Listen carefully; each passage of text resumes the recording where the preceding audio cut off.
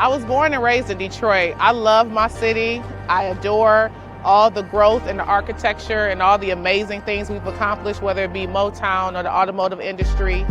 And as I've traveled the world and spent time and lived in different places, I find that there's no place like home. Detroit will always be home to me, and it'll always be a place that I love. I love this staple, which is amazing. And it really inspired me to do my podcast, which is called Detroit Girl Transform. I decided to do this podcast on Resilient Radio, which is a Black-owned station based in Detroit. And it really highlights the transformation of my city while I, as an individual, was transforming. And what kind of people come out of Detroit, which are really people with hustle and grit, who are determined and also exhibit perseverance. The podcast will really focus on different people that have different phases of transformation, whether it be their finances, their well-being, their travel experiences, how they transform their relationships, how they transform their spiritual beliefs. Because at the end of the day, we all want the same thing, and that's what's best for our city, and that's what's best for our legacy and our future and our family.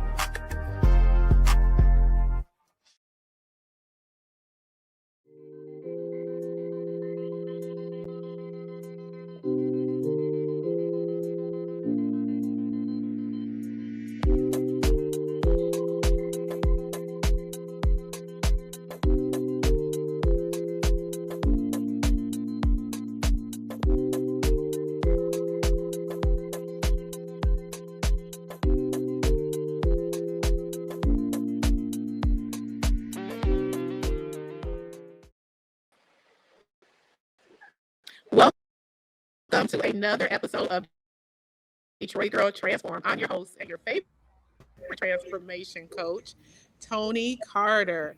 And today we are in episode 7 of season 3. I can't believe I'm in the 3rd season, by the way. This is when I didn't even want to do a podcast, and now I'm in the 3rd season. So I love it. And we are tonight going to be on an emotional journey as we talk about one of my favorite Hulu series, Reasonable Doubt.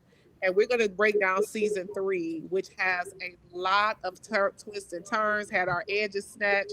We were really and truly on a journey with this particular season of Reasonable Doubt. And so we had we were unpacking some truths. There was some healing going on. And we also had an opportunity to talk about what it means to be the responsible human in your family. So I'm joined by my amazing guests, Mario Carroll and Alexandria Edwards.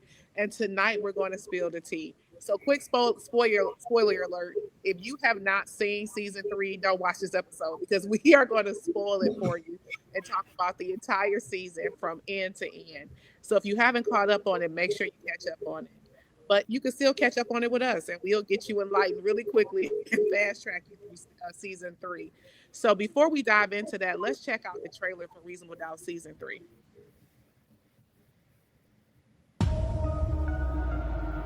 But I have my money. There she is. Oh, hi again. Yeah. Adulting. Lately, it's been more please and less pop, pop, pop. Is she wishing for a murder? Yeah. Remember when you said to call you if things got messy? I have this client, actor Ozzy Edwards. This man has been famous since he was 10. I love you, but you're gonna lose me forever. His girlfriend is missing. This is gonna be a big case. You're asking for my help. I can't with you. Y'all should know me well enough. See any reason why Bill Sterling shouldn't be promoted. I just want to see where I stand with you, given that I'm trying to make partner. I'm sorry, he's just not there yet. Please don't call me on my blood. This is a big case, and all eyes are on us. Us being the firm. Jax is almost jeopardizing the entire case. You said, as long as I buttered up to Jax, that I would make partner. It's like they're watching me. Kamikaze, if you think that you I won't let you down. have this shot. But it is my job to treat you like someone on trial for murder. Day 1 of the Ozzy Edwards trial. People are here to see justice served. The way he treated her crushed her. She's lying about something. I need to know the truth. That is the truth. She is making a huge mistake. What makes you think you can do whatever you want? If you have any questions, check the firm's letterhead. Pay me what you want. Tony had a bad year, Jax. You killed my baby. Oh, so you taking her side then? I will kill you both. Is there someone who can corroborate your whereabouts? I'm gonna stop talking now. There's no secret that you crave these complex cases and these messy criminals. Pay me what you Let's end this by winning. Checkmate. money. Do you know why I wanted to work with you, Jax? Because I'm the best. Ooh la la. Yeah, yeah. Yeah, yeah. No. Better have my money.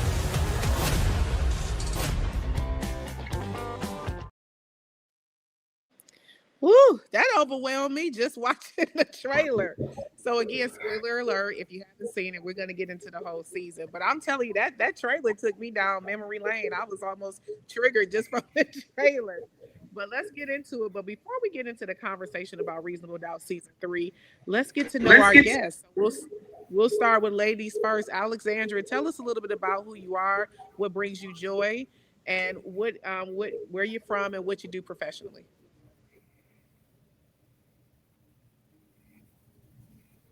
We can't hear you, Alexandria.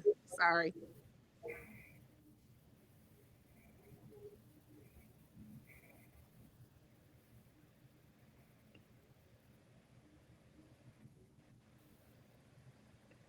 Uh-oh. Mario, can we hear you? Can you hear me? Yep. Okay. Yep.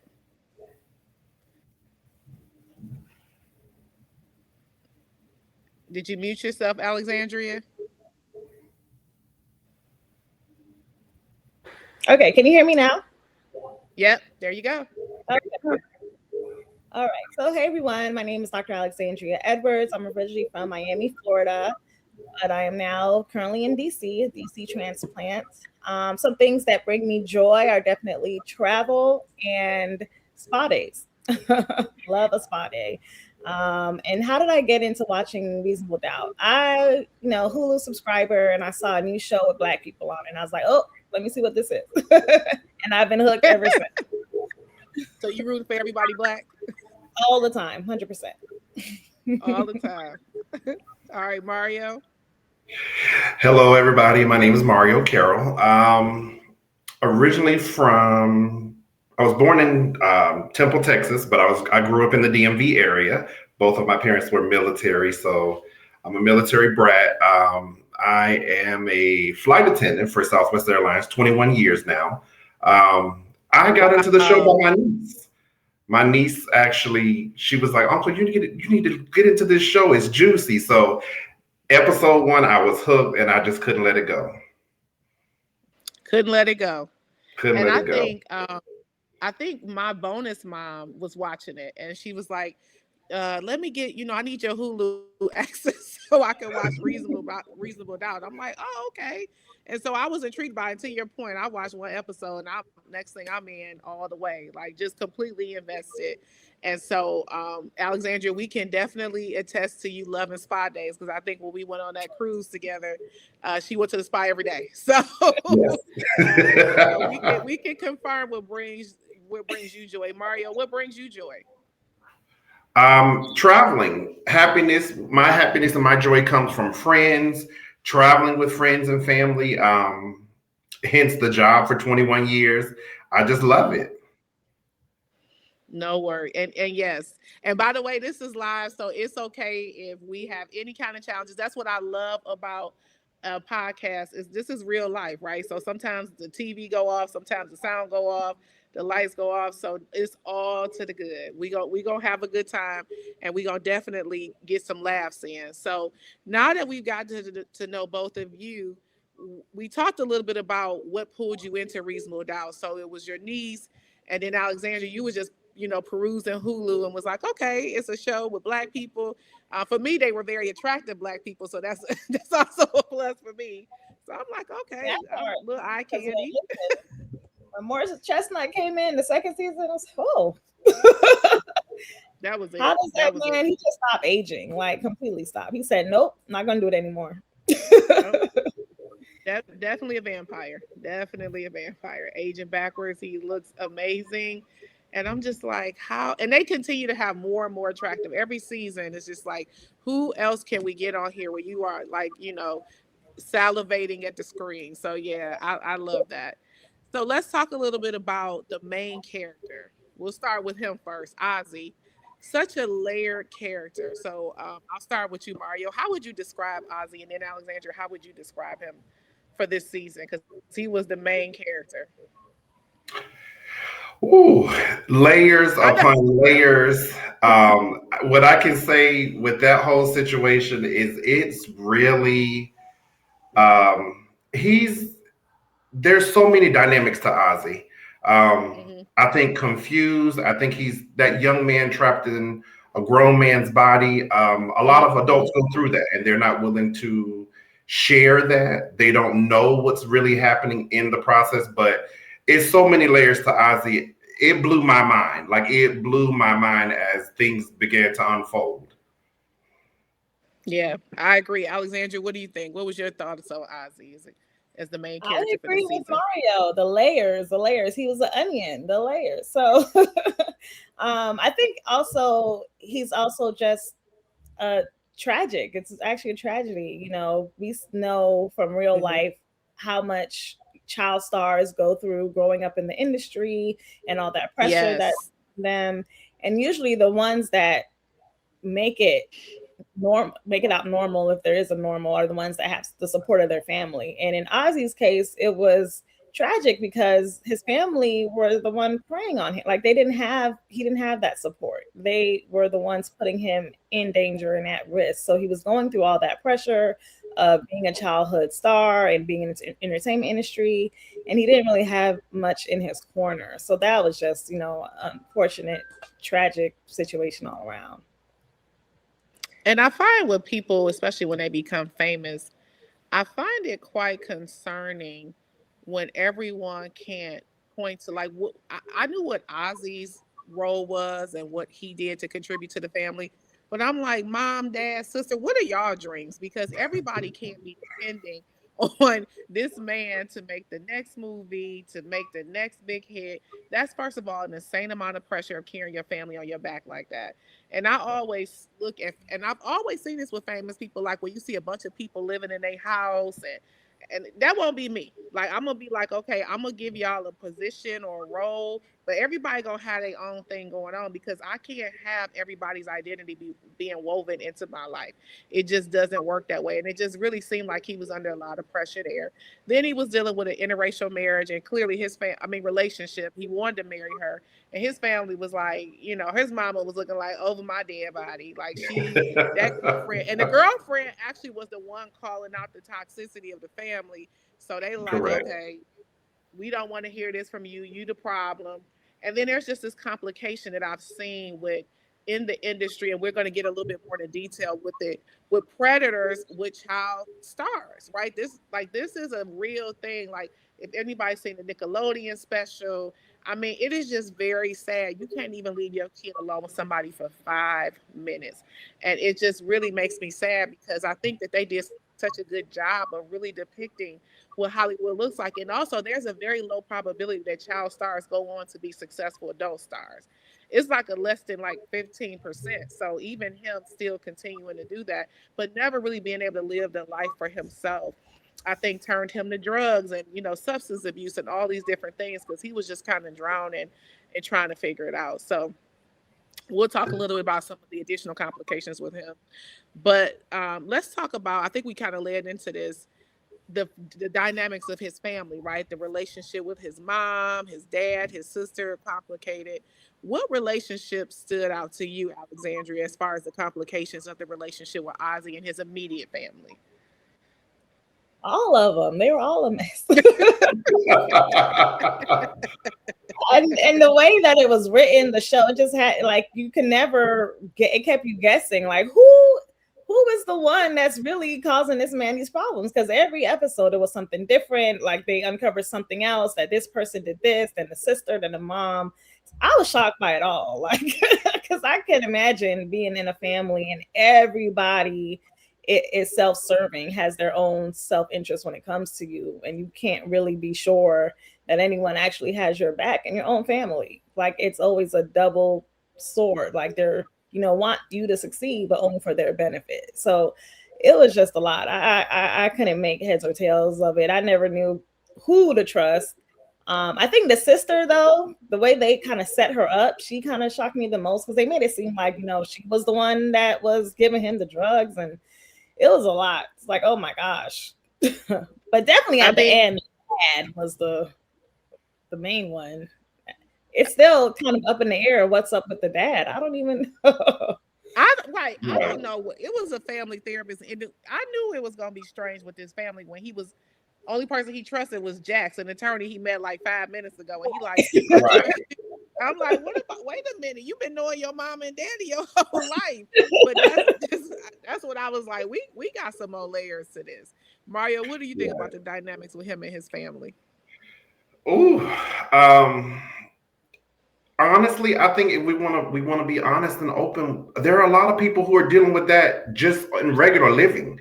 Yes. They're being controlled by thoughts. They're being controlled by money. We did this, so you should do this, and you should buy this house, and this is what you should do.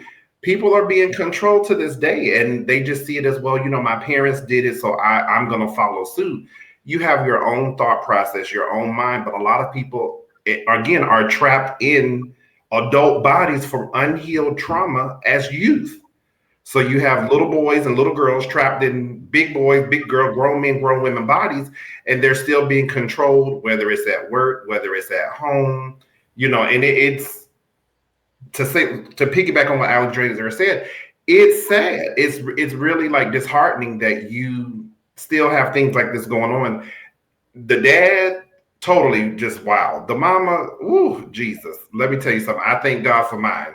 Okay. Because all of these dynamics with everybody, and I thought he could trust the sister, but everybody had a angle. Everybody had personal gain in the like you said, everybody's on his back, riding his, as they say, his coattail. That's a lot of pressure. Like you don't even know who you are. Yeah, he should have offloaded. Like a lot of people stop their family from managing them for this reason. It just gets to be too much. And then we ain't even got in the dynamics of them, like the mama emasculating the daddy every chance she got. Daddy cheating on the mama. I'm like, what is? I mean, it's about 12 storylines in this season, and then the sister. I'm trying to figure out why she's so close to the drug dealer. I'm like, what is going? I mean, at one point, I'm like, well, who killed the drug dealer? Who killed the plug? I mean, I'm just like, what? Everybody it was so intricate. Like this particular season, I was like, anybody could have murdered this boy's girlfriend because there's so many corrupt people. I'm like, is this the government? Where are we at? Because it's so many people corrupt, and the sister then randomly having an affair with Jackson Play, which we'll get into later. And I'm just like, at this point, trust no one. Okay. Exactly. Family, like. And so as we go past his family, so while Jax is defending Ozzy in the murder trial, she also facing her own family drama. And so, I mean, it's very parallel, right? Because Jax is also dealing with self-serving family members, like the father wanting to be this martyr after being gone for however many years, the mama wanting to keep her illness, and then this sister coming in with a hustle, right? So I'm like, I mean, we really could see a parallel, in my opinion, between Ozzy and Jax. Except for Jax is kind of remind me of myself. We be thinking we got control of people that's trying to hustle us, but sometimes we don't. So what were your thoughts, Alexandria, about just even what Jax was dealing with, even the weird relationship between Jax and the father? I'm like, why is the father coming for Lewis like in such a strange way? He was coming all gas, no brakes. Like, I'm like, what was a good one? Because we would have had to tussle in that parking lot. Listen, I feel like they came very close to having multiple tussles. It was so funny to see Jax's husband trying to square up to her dad. Like, I get it, you trying to protect your wife, but old boy not playing with you. No, he from a different type of street, so I don't think you was ready not the one. He was not ready, so he's not the one. But yeah, I thought And it he a was former, ain't Jack's dad a former addict? You cannot out manipulate an addict. addict, been in prison, was on them streets. Like, where is he going? And Lewis from what, Oak Bluff? Like he, you know, Right. Yes. IT programmer, like, sir, computer programmer trying to go up against the streets. No, you no. don't want that. None of it. No. But I thought it was interesting. You know, I was go ahead. Max and her dad, you know, to kind of rekindle their relationship. And I thought he was being, you know, I thought he turned a new leaf and was being straightforward with her, really wanted to, you know, start a new relationship with his daughter and rekindle all that. And then all of this that was revealed, it's like, oh, come on, you know, she doesn't trust you. Why would you bring this new element into everything to just further make her distrust you? So I was kind of sad to see that and see their relationship take like 10 steps back when it was on a good direction, going in a good direction. I never really believed her dad was genuine because he was always breadcrumbing the truth. I don't like people like come from the off the top. I want to restart the relationship. Let me start with the fact you got a sister, right? Exactly. He breadcrumbing the truth. He had this weird aggression towards Lewis. I mean, and granted, Lewis was being protective of Jax, but he knew how to diffuse that. He knew this was like a computer programmer. Like, you didn't have to be, but I was just like, what's the goal here for her to divorce Lewis? Are you trying to bust up the family? And then the manipulation with the kids, I don't play that. Like, you don't be telling my kids not to tell me nothing. So when he would come over there with the mom and visit and be like, don't tell Jax, you out. You out. So I was Exactly. What about that mama, Mario? Because one thing she gonna do is be a victim, baby. Listen, Jack's let mama. me tell you something. You know, when she hid the information about the sickness and then not telling Jax that he came there and having him come there to see the kids, that was just disrespectful. You cross all kind of boundaries, you know, and I think people today, even now, cross boundaries all about a title. That title means nothing when you're disrespecting and crossing boundaries. And you got to understand, it happens in our families today. And unless you actually are in a healthy space to say, hey, these are my boundaries. If you cross them, we're good. Like, I'm good with walking smooth away. But she played it to her benefit. I will say she played it. And it was disheartening that you would do that.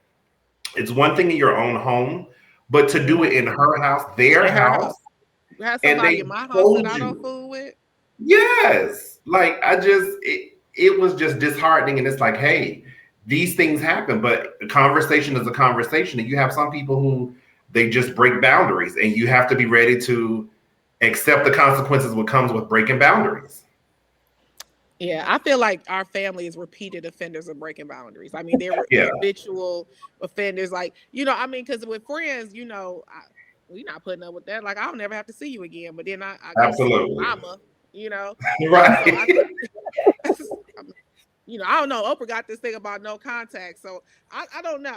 I'm just saying, for me, my value system is I want to see my family, but my family are the repeat offenders of breaking boundaries. I mean, we've gotten better now because I had to just keep saying, like, this is and mine wasn't even like somebody being in my house. I don't know. Like, I probably would become unglued. Like, if I tell you I don't like somebody, I remember like in college where I was, you know, my roommates knew one of their friends. I didn't like her like that. She wasn't my friend. And so they rushed into the room.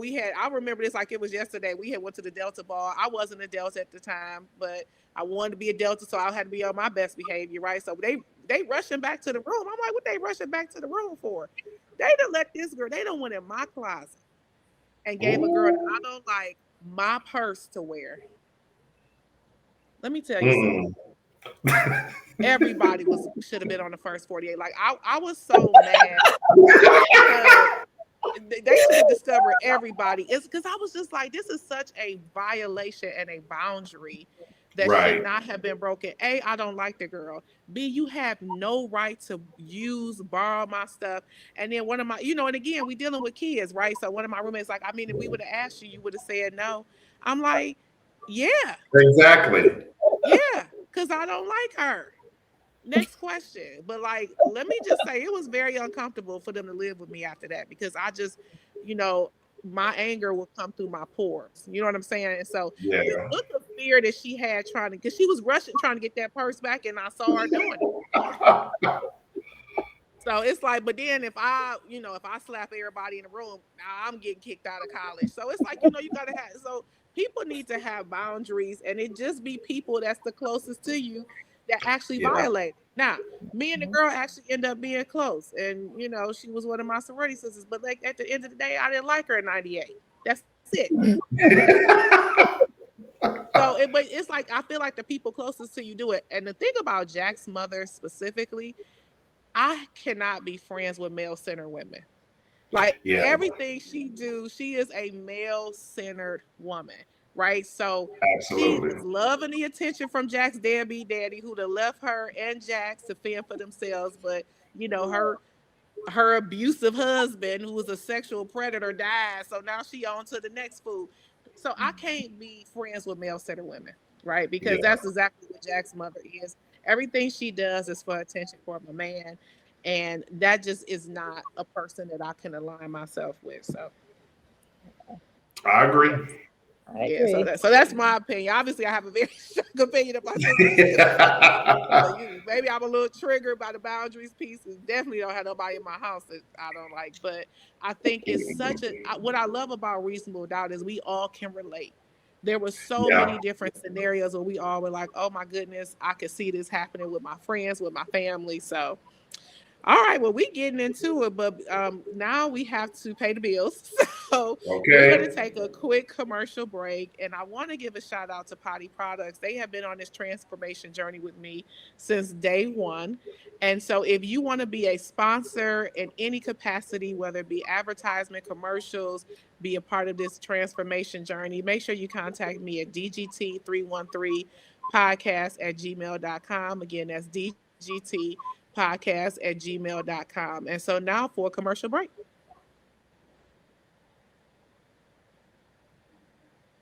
We asked a group of scientists, what does it take to make the perfect toilet paper? And here's what they said.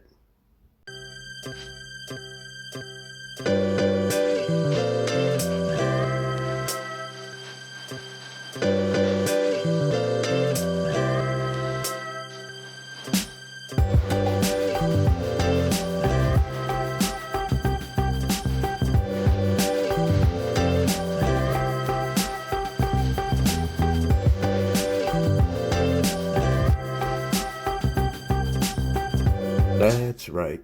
Use Potty Products, please. Thank you.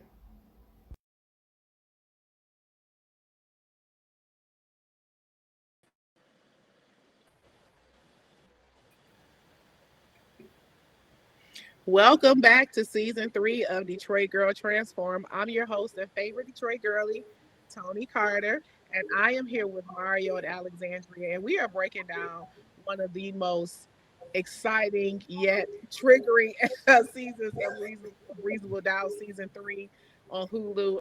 Absolute masterful work. I mean, even for this season to be moved into season 4, a lot of series don't last past 3 seasons, so kudos to the executive producers.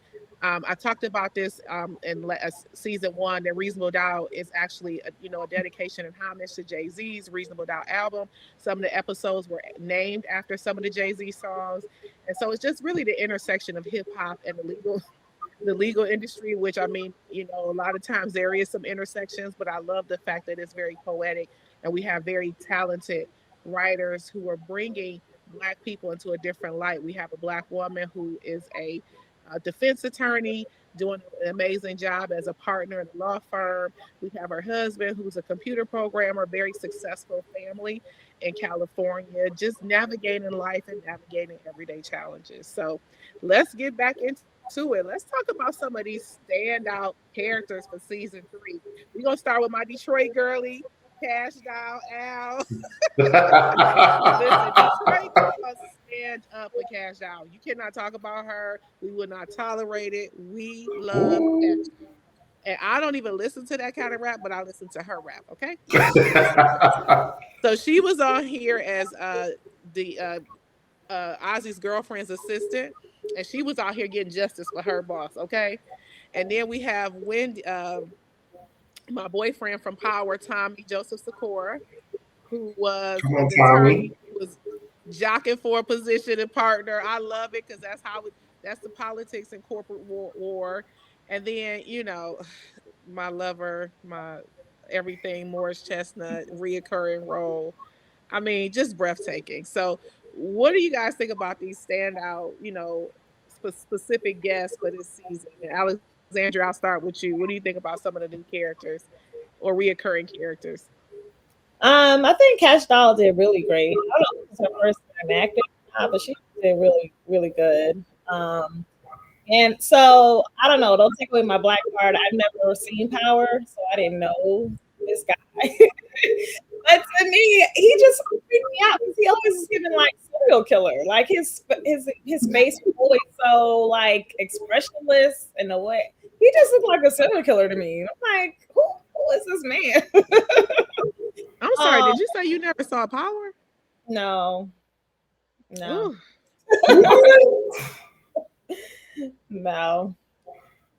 It's okay. Yeah. But yeah, he's always giving me serial killer vibes. I don't know. Was he a killer in Power or something? I mean, he was the killer of all killers. Oh, yes. He was Head honcho. Like yeah. Oh, okay. I guess they wanted him ruthless for that. Right. Yeah, he was, and I knew. I said they're going to give him a completely different role in this season. They're not going to make, because if he was a murderer, you're going to be like, he did it. He did it. Right. You would already know. Right. Because in Power, he was unapologetically killing people. So, but not just for no reason. Like, he wasn't like a serial killer. He was like, he defended, power and respect and money. You're going to go if you do those things. Take his money, you disrespect him, or you try to get power over him, you gone. So it wasn't like it was like serial killer, like he was addicted to killing. He just wasn't afraid to kill for respect. And then they even had a spinoff of him called Force. And yes. Force had so many deaths in each episode, I had to start fast forward. I said, my nerves Tommy went to Chicago. He left New York and went to Chicago and tore it down. I don't even think nobody was alive when he left.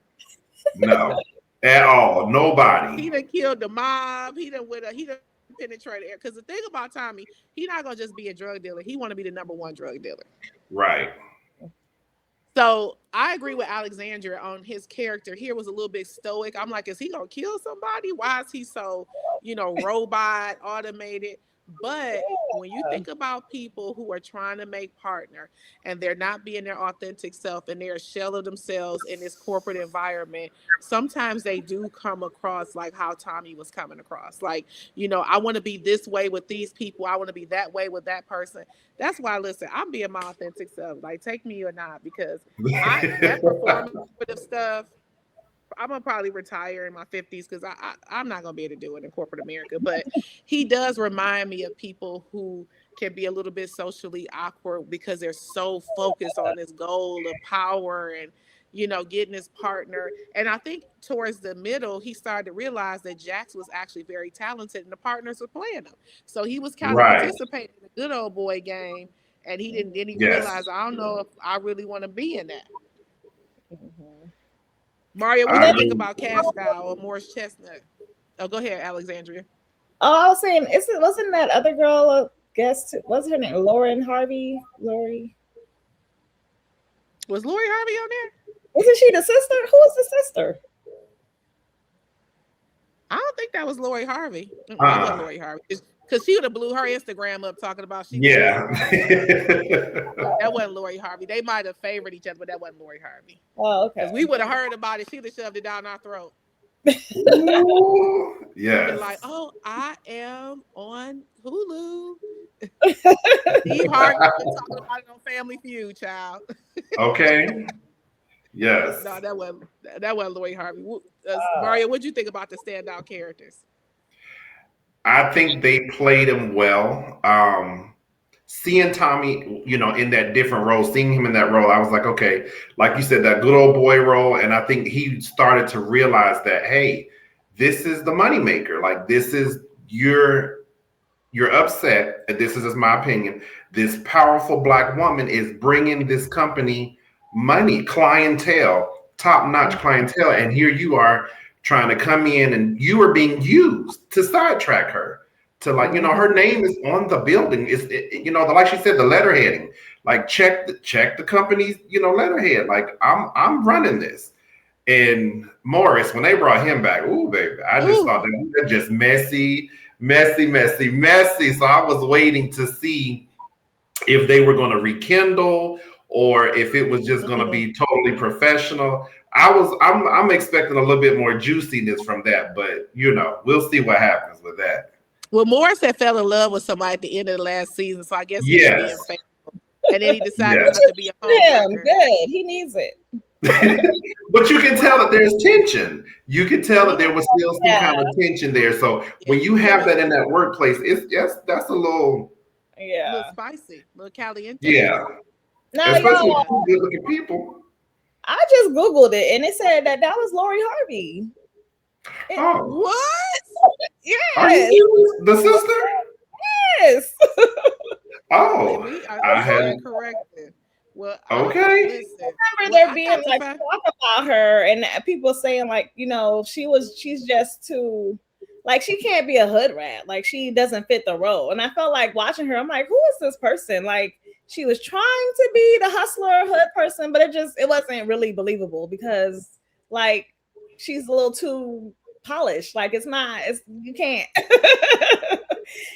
I was like, it wasn't coming across to me like, oh, okay. Where was the press with her? Because it was so many interviews with Cash Doll. There was so many interviews with Joseph Secor. Where was the press? Like, I totally missed that. I don't know. Wow. I mean, I didn't know that was her. Harvey bring it up? I did not know that was her. I'm shook. I'm shook. She need to work on her publicist, because I did not. Yeah. That's why I said, oh no, it wasn't Lori, because Lori would be all on Instagram. And I'm telling you, I've seen interviews with Cash Doll and the main characters, and it's been funny.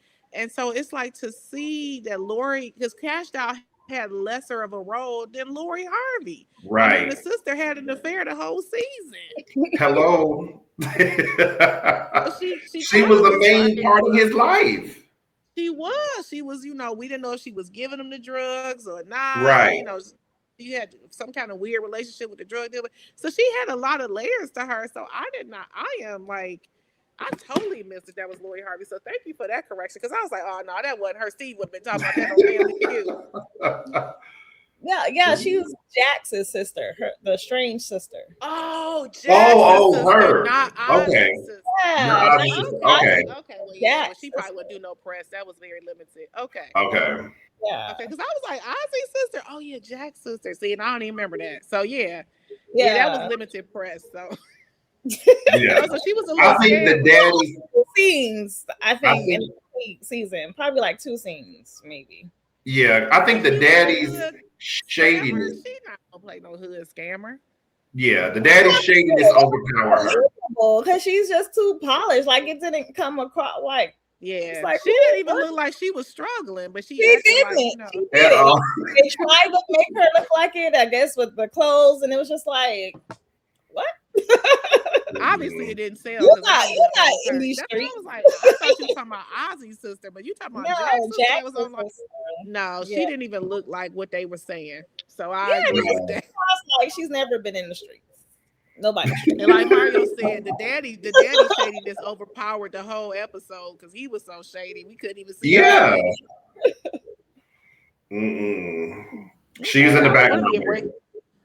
Yeah, I want Lori to do something different with her promo on that because I missed that.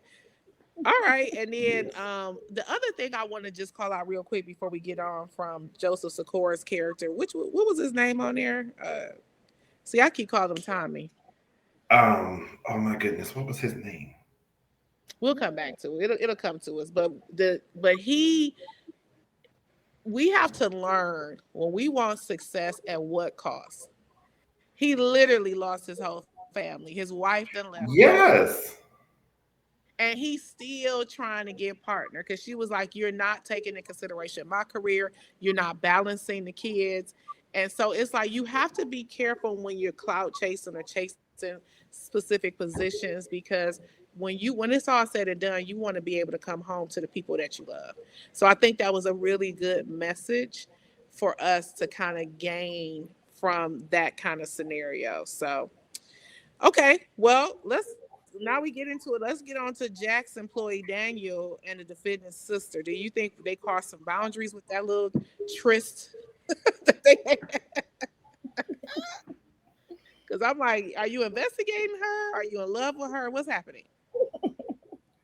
Listen, when that he was supposed to get close to her to get information and it became romantic, I'm like, oh, you stepped into a pond. You had no idea, because at that point she was looking like she was hiding. Like you said, we don't know if you giving drugs, you providing certain things for him, you meeting with the dealer, like the plug, like what's going on? So I'm thinking like, girl, who why are would you? cross that line, and where do you know that you've overstepped to a point where you could jeopardize the whole case? Like, Yeah, you seriously. fall. Both of them falling asleep with evidence in the house. I was over it. Because anybody could wake up. You know, I'm from Detroit. I'm always thinking somebody trying to get somebody. So I'm like, if I was gonna Listen, be over there, nothing would have been with me. No cell phone, nothing. like you And they just was free they like was you met her. they were manipulating each other. Neither one, they didn't trust each other, by the way. Every time one No. person would sleep, the other one looking in their phone. Right. I'm like, this relationship is Listen, so corrupt. it is. And it just, to me, it contests to what a lot of people go through now. Like, if I can't trust you, you think you come into my house to stay tonight. If I gotta sleep with one eye open, and like Tony said, you going through the phones, you going through codes and bags, and baby, no, we not. Yeah. See, So, I see, mean, I it was have favor. messy and What'd you say? inappropriate. I said it was Yeah. messy and inappropriate, unprofessional. However, it was good to see the little Asian boy like get his little time to shine and I know. experience Yeah. a Even if it was messy. little black girl magic there. So Okay. I agree. Because It he was was good getting to no see play nothing from but the love. assistant. but it was highly inappropriate. But Yeah. And the Absolutely. question is always, how do you know it's inappropriate? Because you hiding it. right. Exactly. That's what I always tell Exactly. my HR. Always tell my employees, I ain't gotta tell you it's wrong. You keeping it from me, so you know it's wrong. And Right. I'm not the police. So if you hiding it, then something's telling you you need to hide it. Okay. Child. Well, let's Ooh. get into a sensitive topic, and it was very disturbing, and I know it takes place, but the relationship between Monica was in real life our good soror Brandy, also aka Mercedes from P Valley, and Ozzy, you know, just them having a sexual relationship starting in his teenage years. Yeah. Alexandria, what did you think about that? It's very troubling, but also it was good that they even highlight that because a lot of times, Mm-hmm. sexual abuse for men goes untalked about all the time and to the point where they don't even realize or understand that they were abused. And I don't think Ozzy, he didn't realize either, for most of his life. So I think that was a good way of highlighting that issue and bringing it to light and making people understand that this does happen to men and boys. And unfortunately, they don't know or have resources to reach out to as much as women do, I feel like, to talk about I that and find agree. out how to work through it. So it was unfortunate. And again, it goes back to him being in that entertainment industry, being in the limelight, all that pressure, and Mm-hmm. being a little boy in a man's body, not even being able to understand what happened to him. And then his family, Mm-hmm. not even being a family where he could tell them what happened or reach out to them and talk to them about it. So I just think it was just tragic all around. But it unfortunately highlights things that really do happen to young black men. Yeah, Yeah. totally agree. Maria, what were you going to say? You know, just what Alexandra said, it highlighted for them to highlight that, a lot of men are told, usually by fathers or women, you don't cry, you don't show emotions and feelings. But, I wasn't raised that way. So we were always, our parents always checked in, especially my mom, hey, what's going on, and to ride his coattail. You showed no genuine concern about his well-being. It was just your gain, what you could actually get. This man struggled for his entire life.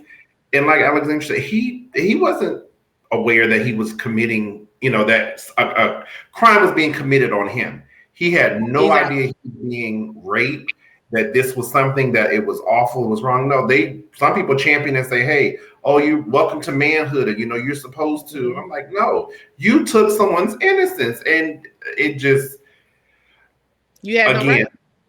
Highlighting it to bring it aware, to make sure that people are aware that these things happen. You have to check in, and I think they did a great job of showing that, hey, this is real. Like, this is something that needs to be talked about. It was sad for him because he struggled. He struggled so much. He did. And I think they did a nice job. Like, I've heard about this from like different therapists and different people in different shows, that typically people get trapped into that age where they were first assaulted or had that first trauma. And so you could tell that he was still trapped in that 13-year-old boy that lost his innocence in that moment. And it was really hard to watch. It was really hard to watch. And I think that we do give too much of a pass to women that we shouldn't be giving them. We should not be allowing women to do those things and make it okay. So it's just as inappropriate with the man as it is with the woman. And so again, in parallel, we have, this commonality between Jax and Ozzy, where they were both experiencing this predatory violation at young ages. I think Jax identified with him more than she probably realized, because they had some very similar challenges. Right. And I think, Tony, with you saying that, I think that's why he trusted Jax and connected, because there was something there in that energy that they both could, I guess, feel. It was just like a known thing, but without it being said. Yeah, an unspoken word, right? Unspoken bond. Right. Unspoken bond. Yeah. Right.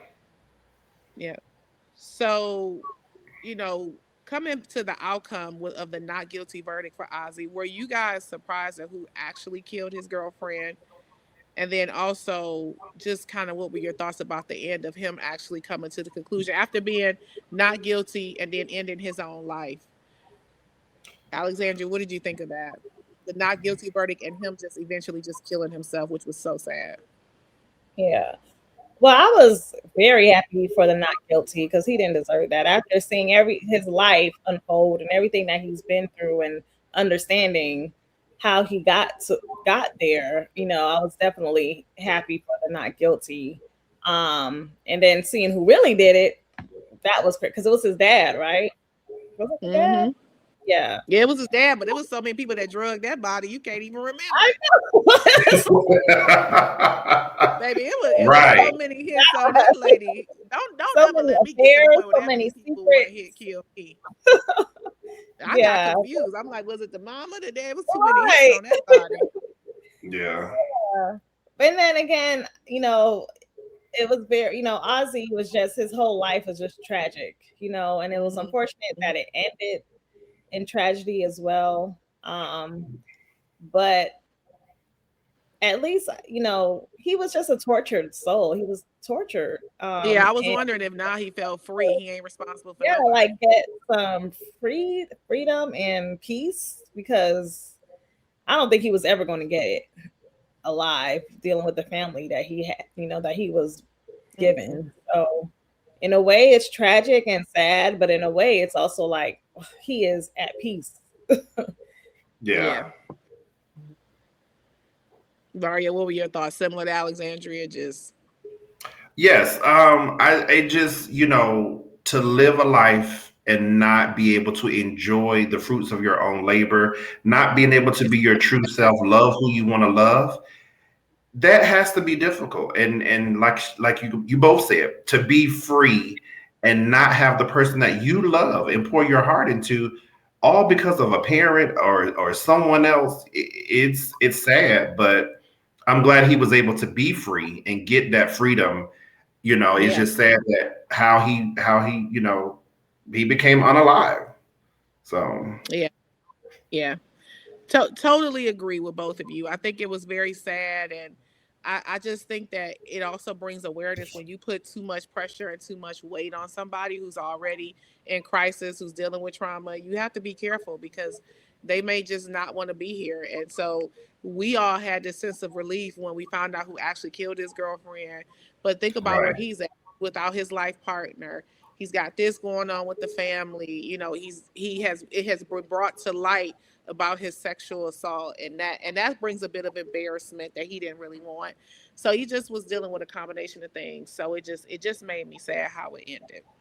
So one quick question before we as we wrap up, there was another dynamic that I wanted to talk about really quickly that I think, especially if you've been a manager of people, was Lewis's employees constantly playing him. Okay.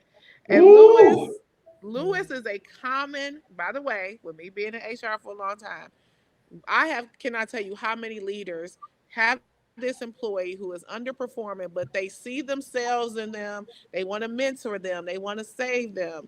And ultimately, the gentleman was not doing the job. And so Lewis had got to the point where he was paying him, but Lewis was doing his job to cover it up, doing yeah. everything to save somebody who was completely manipulating him and unwilling to save himself. So um, Mario, what did you think about that? Because I mean, Lewis was trying to help somebody out that looked like him, that he reminded him of himself, and honey, homeboy was just scamming. I think he took advantage. He saw a way to get in, and I think he just, he messed up. And sometimes you can't bring everybody to the top. You can't bring people along with you no matter how they look. If they look like you have to maintain that professionalism. And I feel like again, when you step into that, it's like, wow, you can't come out of it. You got to figure out how to get out of that. And I think he should have stayed firm and true to the beginning of, hey, this is your job. Either you do the job or you don't. Yeah, because first of all, it started with dishonesty. You put Right. qualifications that are conditions of employment that you did not have. So in all Exactly. scenarios, that was a terminable offense. And I always tell From the people jump. when you start cutting them kind of corners, you done backed yourself into a corner that, as a manager, that you can't get out of. Because if I hired you, most applications you sign this whole, people don't realize that you sign this, I attest that everything that I put on here is honest and true. So that is really so that the employer can exit you if you don't have the qualifications. So Lewis should have made it clean and said, hey, we hired you with the understanding that you had this program and information. I'm finding out that you don't. It's an essential function of the role, and I'm gonna have to let you go. Next thing Yeah. you know, he trying to get them training. He trying, and this was such a good lesson for people managers because they think, okay, the HR person's being harsh. No, because I'm also a people manager, right? And so I have too tried to save somebody and almost took myself out. So I remember my boss telling me like, how many times you gonna try to save her? It's something about her that you see yourself in. But let me tell you, as a person that know both of y'all, she is not you, and you are not her because you Okay. were somebody who always wanted to make a difference. You wanted to do better. She ain't doing it. So your preservation of her might be the end of your career. And honey, you know if it's between you and me, it's you. So I had to let her go. Yeah. Alexandria, what did you think? It was just the ungratefulness of it all for me with him, because the way he Entitlement. tried to throw Lewis under the bus when he started to see that things were getting real close and hot on him, and he tried to make Lewis the bad person and try to get him fired. I was like, really? This man I has think it been got to doing the point where he was that trying to blackmail Lewis and keeping him in the yeah, job. Yes. He was taking some Yes. interesting turns. yeah. Talking about, well, now you know, not because really and truly he did back him into a corner because like he took Lewis's integrity, because now it's like, well, you know, I lied and you kept me here, so now you're a Right. corner too. And it's like, wow, you know, the Ain't no ungratefulness. fun when the rabbit got the gun.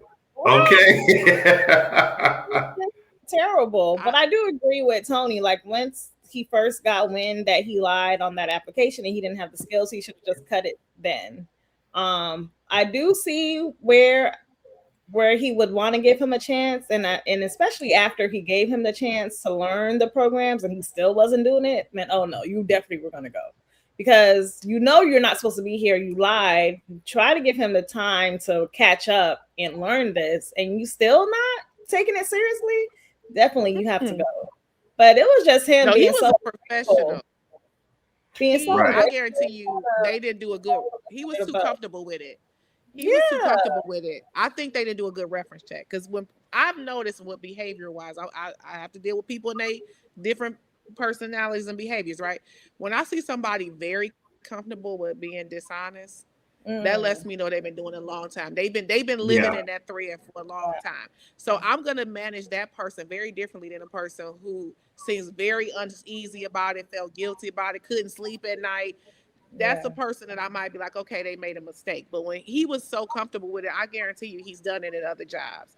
So, I mean, I would not come down on Lewis. Many new people managers have to deal with this, including myself when I managed somebody that I was just like, are you here? Are you not? What doing? Yeah. But and then you get involved, like, oh, they like, my cousin's sick, my godmama's, so you want to be, you have to learn the difference between sympathy and empathy, because you do need to have empathy. I do believe that good leaders are, but when you get to the point where you're too sympathetic, you become very jaded and clouded. So I wanted to touch on that because it was so many different, it's 15,000 storylines on Reasonable Doubt, but I love the fact that they're all good life lessons, right? Yes. And I think that one was a really good life lesson for people managers, like measuring when you give a person a chance. And when it comes to integrity, you really don't want to dance with that, because it was like at the end he was blackmailed, like, well, you knew I lied and you kept me, so how you think they'll feel if they find out? I'm like, now wait a minute, now we in entrapment. Right. Yeah. Be your own people. Be your own people. Listen, So, you got to remove those emotions. You got to remove that personal feeling, and it's about logic. It's the logical thing every time. Yeah. And the logical thing was, this programming that you cannot do is vital to the job. Right. So I'm gonna have to let you go for another reason, and you don't have the capability to do the job. And you Yeah. told me you did. So all right. So the next one is just kind of just curious as we wrap up. If you were like work for Rotten Tomatoes, what would you rate this season? I've always wanted to be one of the people that rated it, one of those serious critics where people want to know and I could control the tomatoes. Ooh. Alexandria, I'm gonna let you go. 90%. I loved it. I think I'm gonna give it a solid. Rotten Tomatoes. They're very their system is very hard. It's very they don't play with very their rigor. Yeah. Very. So I would give it a solid 80%. That's really high for Rotten Tomatoes. I would say 80. Just going on the Rotten Tomato scale, because they don't rate. It's very rare when they give you high ratings. But 80 from Rotten Tomatoes is really high. So I would. It's really good. Yeah, I agree. Same here. So I would say the same thing. Yeah, same here. 80. Yeah. Woo, tough critics. Listen, well, let me say this. Tomatoes has a rigor one. Yeah. Yeah, you want to put in Rotten Tomatoes world. That's right. For me, I'm thinking personally, for me, 95, 98%, because there's so many realistic things and the storylines and the people behind it. And I'm just like, you're showing life. You are showing life, whether or not people want to talk about it and be honest or not. So, I agree with Alexandria. When you talk about Rotten Tomatoes versus a different scale, and then we're looking at people our own people, our skin tone, our color, things that are not talked about in the communities. People are afraid to touch these things. They did an amazing job in displaying, acting out, just bringing everything forward. Mm-hmm. Yeah, I agree. So Mario said he would give it a 95, him personally, but Rotten Tomatoes an 80. Yeah. because they system is rough. I agree. It's but it it has this recognition for a reason. So, all Right. right, last question. What are you looking forward to in season 4? Mario, I'll start with you. What are you looking forward to in season 4? Ooh, hopefully, I honestly want to see some healing. In all of this, the thing with Jackson, her father, I really would like for them to get some kind of healing, whether there's a relationship there or not. With the mother, I just want to see them brought back to a family unit within the household themselves. And that's where a lot of people fail to realize that, hey, yeah, we had a moment, we can get back there. I really want to see that family unit go through some healing together, and individual as well. I But would I be want totally okay. spiciness. Yeah, yes. I would be totally okay if Jack's daddy packed his bag and went on about his way. Okay.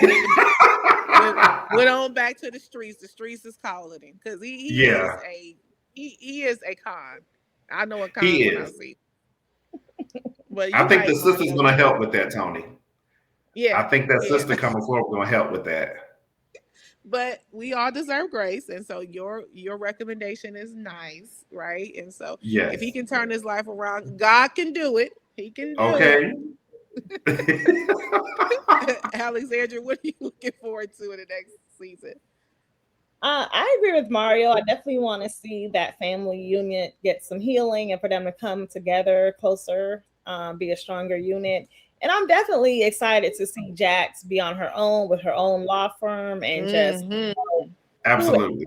wrong, shut her old firm up, and just be successful and soar and leave them in the dust. I'm really excited to see that for her. Yes. I'm very excited to see Jack start her own company because I think that, when they don't want you in the room, make your own entity. Yeah. Don't keep trying to fight for it, because sometimes I feel like God makes certain things so uncomfortable for us when it's not where we should be. And we Absolutely. just I like, agree why with is you. this not working? Why is this relationship not working? Why is this friendship not working? This job or whatever. I feel like God makes when you're not on the path that He's designed for you, it gets so uncomfortable. You have no choice but to pivot. And that has happened to me many times. I see a lot of myself in Jackson just trying to fight for a seat at a table that, wasn't really my table to be sitting at in the first place. And if God had something better and greater for me, I would definitely want to know who Mercedes shot. I mean, who was Monica shot at Yes. again? This came in there. She said, "Y'all done took my money, my man, all in one." She lost it. Scandal. Snap came Scandal of out. it all. I'm looking forward to seeing less of Jack's daddy and mama. Tony is not feeling the papa. She is not having it for the Papa daddy. or the male center mama and the daddy. They could phase into the back. I would like to see them get their own individual therapy. How about that? I love to Yes. see a recording of their own therapy sessions because Yeah. they bring it all that to Jax. And I definitely want to see more spice between her and Lewis next season. And I Yeah. definitely welcome Morris Chestnut to come back any second, any hour of the day. You think they need more? Them scenes be real spicy. I know. I'm like, is this appropriate for Hulu? Like, you definitely couldn't watch that on Channel 7. I'm gonna tell you that. Baby. Even through the outside pregnancies and everything, they were still spicy with each other. So I didn't like that the side chick was named Tony. I'm gonna just put that out there. I was like, why her name got to be Tony? Because you don't even see a lot of women named Tony. The first time my name get introduced as a side chick, how dare you? Scandalize your name. Scandalize it. How dare you? I was like, is it Tony? Is it short for Antoinette? Baby. No, I did not like that. I was tired of making a song out of her name. Tony. She's the side chick. I'm like,